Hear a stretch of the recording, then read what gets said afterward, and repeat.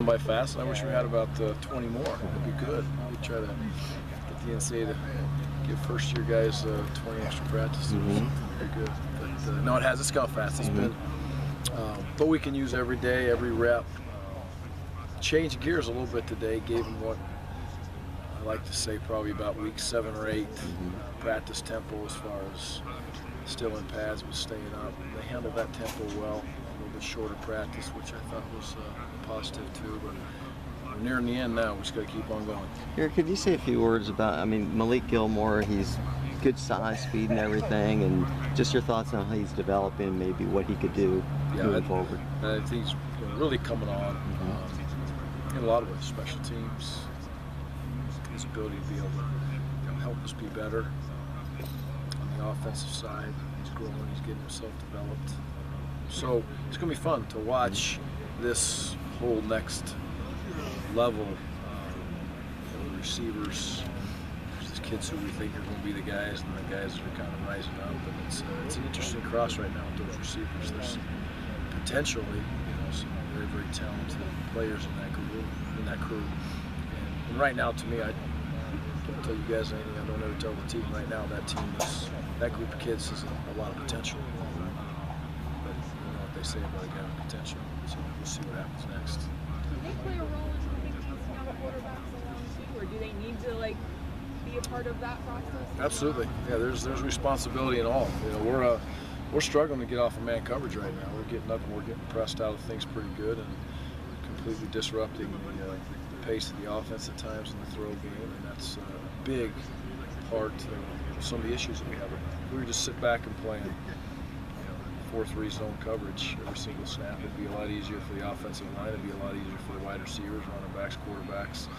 But we're not going to do that. We're going to do what we do on the defensive side, and it is hard to be able to deal with. But the receivers have we had 4 drops in the last scrimmage. If we'd have caught those 4 balls, it could have changed and flipped the scrimmage to a whole different field, but it didn't happen. As part of the passing game developing, there's a lot of credit go to the defense from what you've seen. You've talked about the speed you're seeing on defense. Is that a big part of it too, Coach? I'm really proud of the way the defense is running to the ball. And the other thing is, continually, week by week, we are massaging who's playing what positions to let us be the most effective defense. And I think Coach Satake and his crew have done a fantastic job of moving the pieces to the puzzle around to give us the opportunity to be as good as we can be on defense. It's always hard in spring ball to, how good are you here, or how poor are you in another spot, or whatever it may be. It's difficult to manage that, but I think that those defensive coaches have done a good job. They've been consistent. Today they won practice again. It came down to 1 snap at the end. We had some third downs where we're tagging off and what have you, but still there's got to be a winner and a loser, and the offense failed to get the last play to convert the first down, so the defense won the day again. How did the receivers respond from Saturday? I thought it was a solid practice. We threw the ball better at times, which gives them opportunities to make some plays. But we still need to be able to, again, defeat man coverage and make that be a mindset of that we're going to win in man coverage situations, because we have big, tall, talented kids, and we have other kids that aren't so big that are very quick and should be able to cause some serious issues with getting off of the man coverage. So I would say we responded as a team, from the scrimmage with a different type of practice, kind of a different pace of practice, different expectations from a physicality type of practice. I think we handled that well as a team, and I would include the receivers in that area. Can you talk about the development of the tight end position and how it's been moved along in spring? Yeah, there's it's coming along. Caleb has had his 2 best days, without question. I think his scrimmage and practice today, he looked like a veteran. He looked like a physical tight end for the most part, which was great to see.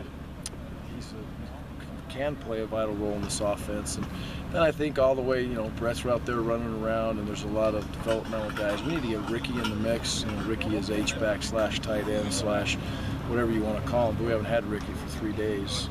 Practices, he was back today, and he gives us definitely a dimension of physicality and toughness that we need, especially in the run game. So That position, like all, are a work in progress, but I see strides being made in that position the last couple of days. They played such a vital role in previous seasons. Do you see them being that important, especially in the red zone? Yeah, absolutely. And I don't know if I can say especially in the red zone. They'll be a vital part of our red zone offense, just like they are within our offense as a whole. The best players are going to play, and if they're in the crew and that mix is the best 11 players, and that's the best personnel grouping that we have, and we'll see it a lot.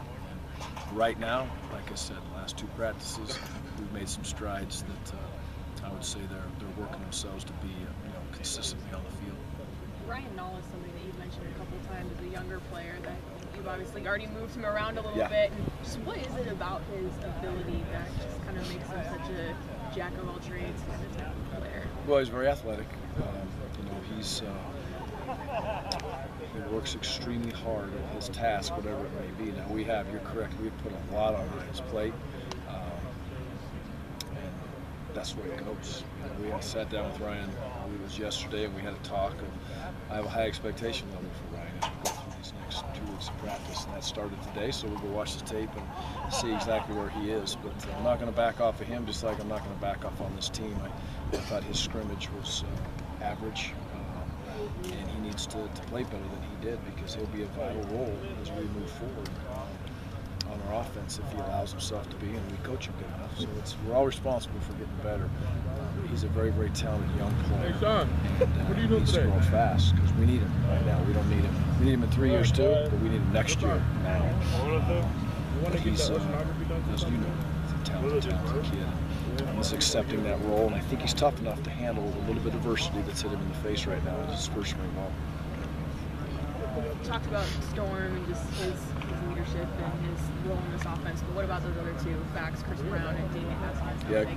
Yeah, Chris and Damian have done a good job. Right now we're going to need all 3 of those kids without question, and we'll need Ryan there too. So it's another thing for Ryan to deal with. But I think as a whole, the running back core is they're putting in a lot of hard work. I think they're progressing. Physicality today, again, not a physical practice, but you can get better as a physical back in practice like today. I thought the backs handled it just okay today. I thought we ran harder in the scrimmage. Some good runs in the scrimmage. We finished physically the way we wanted to go, and Chris is doing that. Chris is really developing himself. His vision, I was really seeing improving. And Haskins is the same way. They all different. He's going to be a big physical back. Chris is a little bit more of a mover. Storm has the experience. Storm has proven he can catch the ball in the backfield very, very well. But all 3 of them work on the physicality. We want to see the pile go from, hey, they gain 2 yards to we jump up and we gain 4 yards. And we're not there yet, but that's a work in progress. Can we add Jalen Bailey to that group as well? Yeah, Jalen's in the mix in that situation. He's again another young player who's developing. Had a potential real nice carry in the scrimmage, but got tripped up early in the run. But he's out here working hard, really improving his pass protection quite a bit, which is great to see. That physicality, is that where the live work really comes into play during the spring and just developing that type of mentality and physicality? Yeah, I just think we need to be a tough football team. We need to be a physical football team, and the running backs are included in that as well as the rest of the team. But it's just physicality is something that we're going to get right in that room over there. And we have a lot of work to do in that area. Our strength numbers would let us know that. We're not hiding from it. Again, we told the kids the exact scenario, but we need to be as physical and as tough as we can right now. And then, come a couple of weeks from now, we'll jump ourselves back up in the weight room, and hopefully at that point, we can gain some ground on some people from a physicality standpoint that decide to take the summer off or take a few weeks off in the summer because we need to catch people right now. Real quick, Gary, changing gears. I don't know how much time you have to watch basketball, but did you catch the game? And maybe some of those Wisconsin kids. Was it hard to see them lose? Yeah, I got to know those kids very, very well. I shouldn't say very, very well, but quite well. I was able to talk to them a few times as they made their run last year, and they're a great group of kids. They are as tight, close-knit of a team a year ago that I had probably ever been around or I had seen from a distance. I'm a distance from them, but I love to go watch their games and watch those kids compete. And to watch them last night on the podium at the end was tough, but that was a great run, great memories. And let's talk about both teams' ability to be able to compete and fight. How Duke has those freshman kids react in that environment, in that situation, in that setting. And those are 2 or 3 of those freshmen. And, I mean, that was an amazing basketball game. And anybody that's a competitor or wants to be a competitor should flip on that tape and you watch 2 unbelievable teams compete at the highest level, mentally and physically. So I mentioned that to our kids today. We can all learn a lot about competing by that basketball game last night. Did you get to know Bo at all? You know. Yep, I did. Yep, quite a bit. Great guy. Really helped me handle the transition, and he was always very upfront and honest, and a proven Hall of Fame coach, that's for sure. We good? Thanks, Thanks, guys.